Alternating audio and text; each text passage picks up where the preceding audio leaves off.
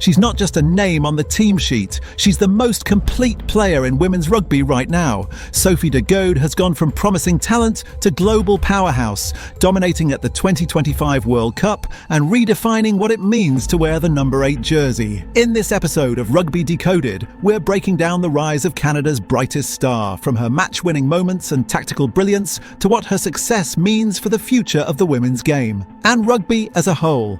If you've ever wondered what true rugby intelligence looks like on the field, stick around. This isn't just about Sophie de Goede. This is about how one player can change everything. Who is Sophie de Goede? When you think of modern women's rugby, certain names carry weight. Sophie de Goede is one of those names. At just 26 years old, born June 30th, 1999 in Victoria, British Columbia, she's already become a defining figure in the global game. But how did she rise so quickly? Let's go back to the beginning. Sophie grew up in a household steeped in rugby tradition. Her parents, Stephanie and Hans de Goede, both captained Canada. That kind of lineage meant she inherited more than physical gifts. She absorbed leadership, passion and expectation from the earliest age. She first honed her game at the grassroots level with the Castaway Wanderers in Victoria, and later played university rugby and basketball at Queen's University in Kingston. Her dual sport background gave her a rare athletic range. By 2018, she'd won Player of the Year in Canadian University Rugby, just a year after being named Rookie of the Year. Her international rise was fast. She signed with Saracens in the English Premier 15s in 2020, testing herself against some of the best forwards in the world. And in short order, she became not just a reliable number 8, but a playmaker, handling, kicking and making game-breaking reads. By 2022, she had captained Canada through the Pacific 4 series and led them into the knockout rounds of the delayed 2021 Rugby World Cup. Her leadership and poise under pressure stood out. Then came the setback. A torn ACL in 2024. It sidelined her for over a year and kept her out of Canada's 2024 Olympic Sevens squad. But Sophie didn't fade. She rebuilt slowly, patiently, and earned her place in Canada's 2025 World Cup squad. She may no longer wear the captain's armband, but make no mistake, Sophie remains one of the central figures in Canadian rugby. Her journey isn't just about legacy, it's about evolution, perseverance and purpose. Sophie de Goede may not be wearing the captain's armband at this World Cup, but don't let that fool you. Her leadership is as influential as ever. While Alexandra Tessier was named official captain for Canada's 2025 squad, Sophie's voice, presence and performance continue to set the tone. And that's no surprise. She previously captained Canada during the Pacific 4 series and at the 2021 Rugby World Cup, held in 2022. In those tournaments, Sophie established herself as more than a hard-running number 8. She was a stabilising force under pressure. Fast forward to today, she's back in form, returning from a major ACL injury that kept her out of competition for over a year. Her return was handled carefully, first easing off the bench, then gradually regaining full match sharpness. That kind of patience and discipline isn't always seen in elite sport. And it sets an example. Her leadership comes through in performance too. Against Wales in the group stage, Sophie was named Player of the Match. She made 20 carries, racked up over 60 metres, hit every conversion attempt and made 11 tackles. That's not just contribution, that's command. What makes her leadership unique is how understated it is. Sophie leads not with dramatic speeches, but with quiet standards. Showing up early, doing the rehab work, knowing the tactical plan inside and out. Younger players gravitate toward that kind of presence. Coaches respect it. And in pressure moments, it anchors the team. Off the pitch, she's equally thoughtful. During her injury, she kept herself engaged by visualizing opponents, watching film, and staying involved with the squad culture. In interviews, she's spoken openly about the emotional weight of knockout rugby, how defeat feels like being put on a plane with no closure. That level of reflection shows someone deeply invested in the team, even without the title. She may not be Captain de Goede on the team sheet this time, but her influence on Canada's campaign is undeniable. Leadership, after all, isn't about the armband, it's about the impact. The the complete number 8. Let's talk about what makes Sophie de Goede more than just a typical number 8. Her role in the forward pack is multifaceted, and it's her blend of power, skills, and rugby IQ that sets her apart. For men in their 40s who remember forwards merely as battering rams, Sophie represents the evolution of the modern pack player. First, the basics of the number 8. Traditionally, that position demands strength in the scrum, carrying off the base, securing in tight play, and linking between forwards and backs. Sophie does all that, but adds layers. She's a high-volume carrier. In the pool stage of Rugby World Cup 2025, she registered over 53 carries, more than anyone in her team. She also leads in offloads, 10 in those games, which shows her willingness to keep the ball alive. Second, kicking and scoring. Unusual for a forward, Sophie has strong goal-kicking chops. In the World Cup quarter-final versus Australia, she nailed sideline conversions and became Canada's highest meters carrier in the match. Her point scoring isn't just through tries, but through conversions and penalties too. Her point total makes her Canada's all-time leading scorer in women's 15. Third, defensive work and breakdown involvement. Even soon after her ACL recovery, she led Canada with 34 successful tackles in the pool games, including 15 versus Scotland. She's also heavily involved at rucks mauls. She doesn't shy away from the gritty work. She reads opposition breakdowns well, finds gaps, anticipates plays, supports link-ups between sweeper backs and tight forwards.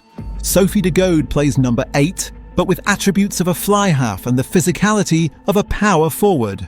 She bridges roles, and that versatility is one reason she is so dangerous, and why teams must plan for her not just as a forward, but as a playmaking engine. World Cup warrior. Coming into the 2025 Women's Rugby World Cup, all eyes were on Sophie de Goede, not just because of her name or her legacy, but because of the question: could she return to world-class form after a year-long injury layoff?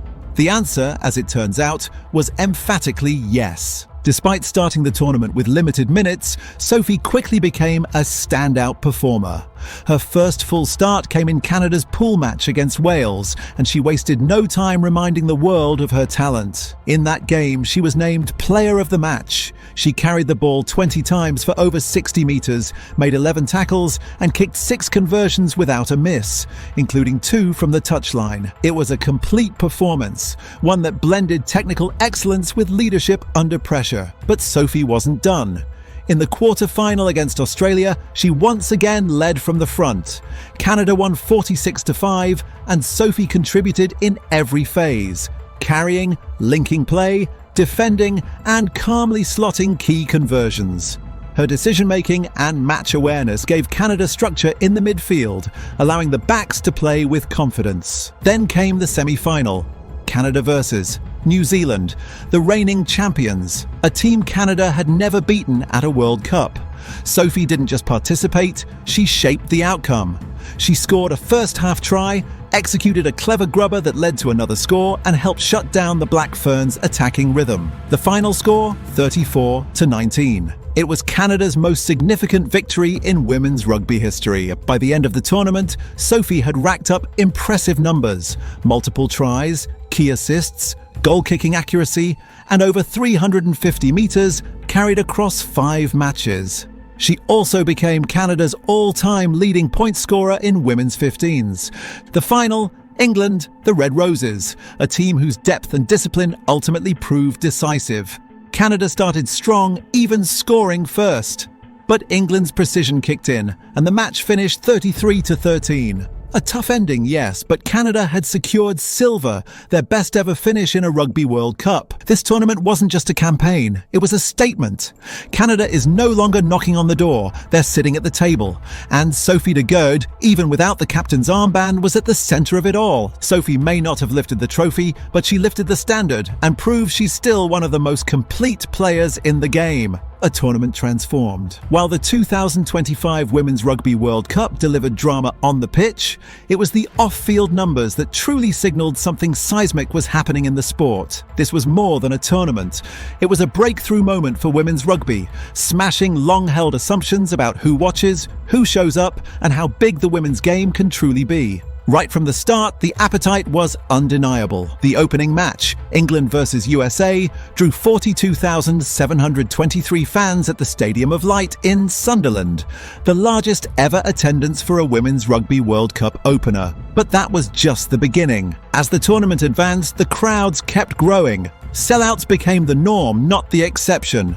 Then came the final, England versus Canada at Twickenham. A record-breaking 81,885 fans packed the stands, the largest crowd ever recorded for a women's rugby match, and one that rivaled even some men's Six Nations fixtures. Television and streaming figures told the same story. In the UK alone, over 5.8 million viewers tuned in for the final, smashing all previous records for women's rugby on British TV. Worldwide, viewership doubled compared to the 2021 tournament, with major broadcasters in France, Australia, New Zealand and Canada reporting unprecedented interest. Social media engagement was equally telling. Highlights of key matches, including Canada's semi-final win over the Black Ferns, racked up millions of views within hours. Hashtags like hashtag Women's Rugby World Cup 2025 and hashtag Canada Rugby trended globally. For many casual fans, this was their first deep exposure to the women's game, and they liked what they saw. And here's what matters most. This wasn't just about England or New Zealand.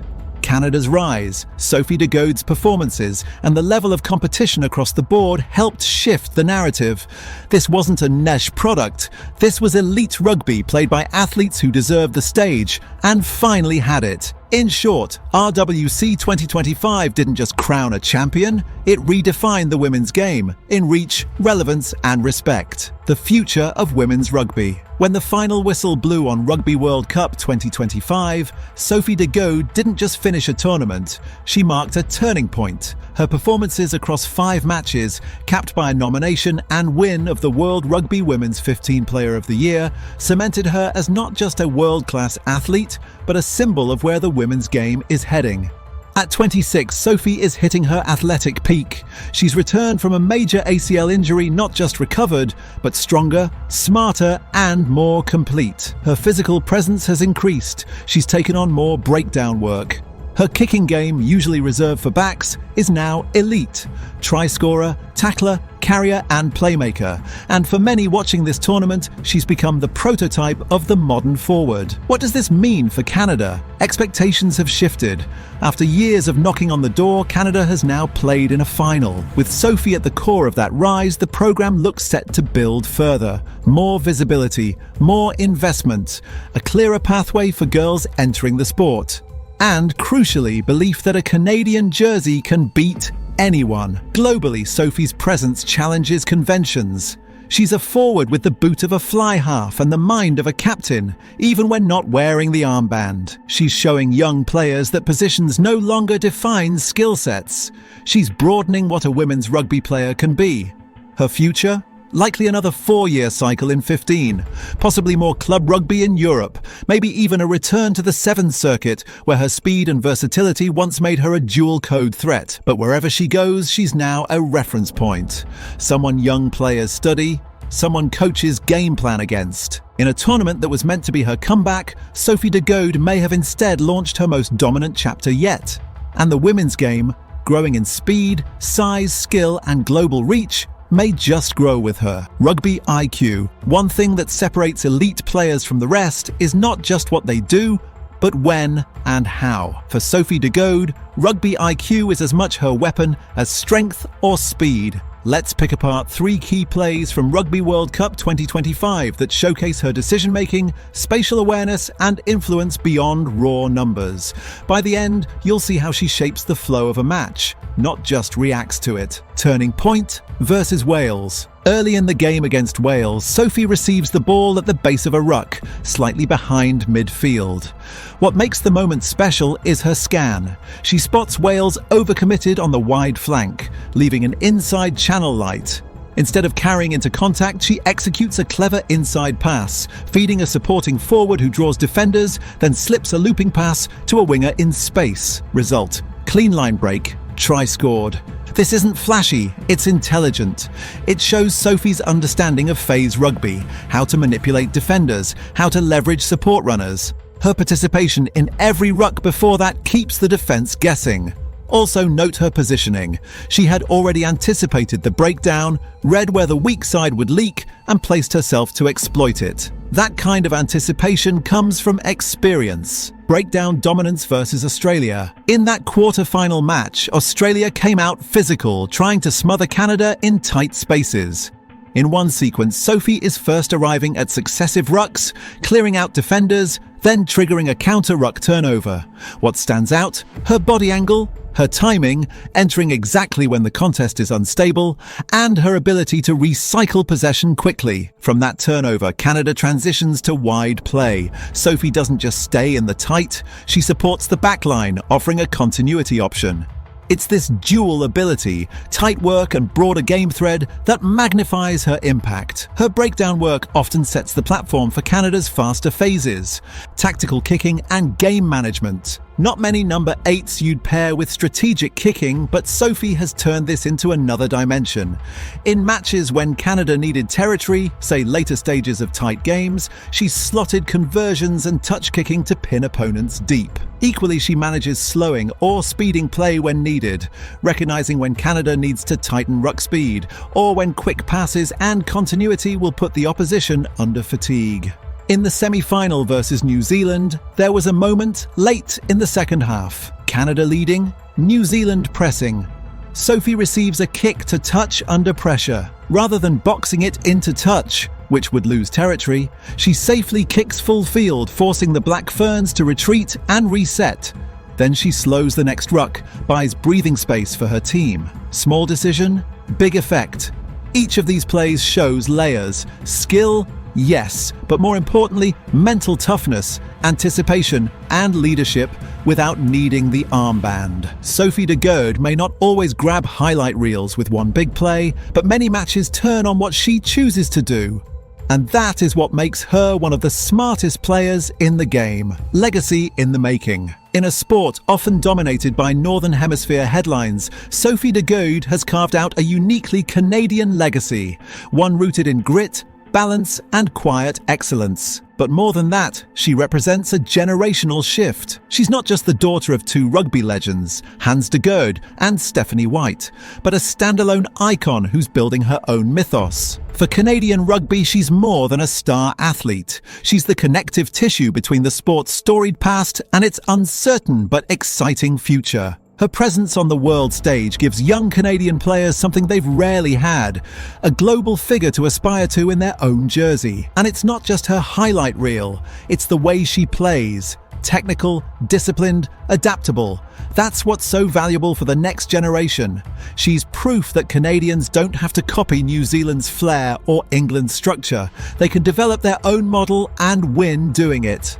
Whether Sophie wears the captain's armband again or not, her influence is permanent. She's raised expectations, she's raised standards, and she's shown that excellence in rugby doesn't need to come with ego. It can come with composure, clarity, and quiet command.